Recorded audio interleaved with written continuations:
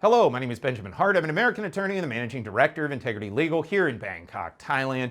As the title of this video suggests, we're discussing U.S. investment visas. Not something I talk about a ton.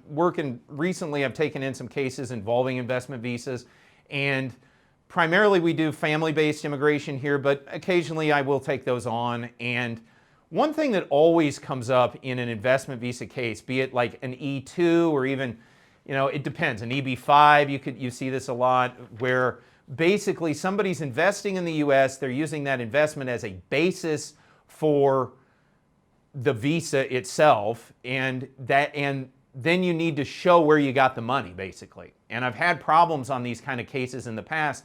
It can be very persnickety, proving up where you got it.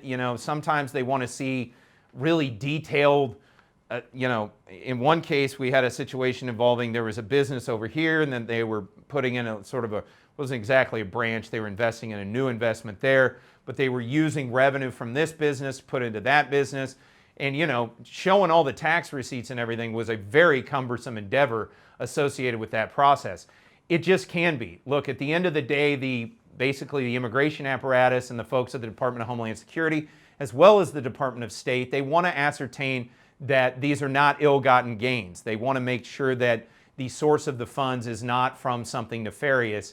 And as a result of that, you're going to have to jump through some fairly significant hoops associated with proving up where you got the money. Now, sometimes some things can be a little bit more straightforward. For example, sale of a property where, you sell a house and you say, I want to move to the U.S. and invest in this business.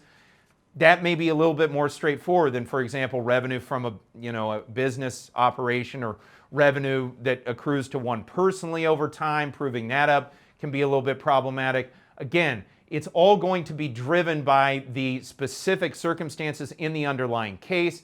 Those who feel a bit overwhelmed about these things, it may not be a terrible idea to contact a legal professional, gain some insight and guidance into how best to proceed.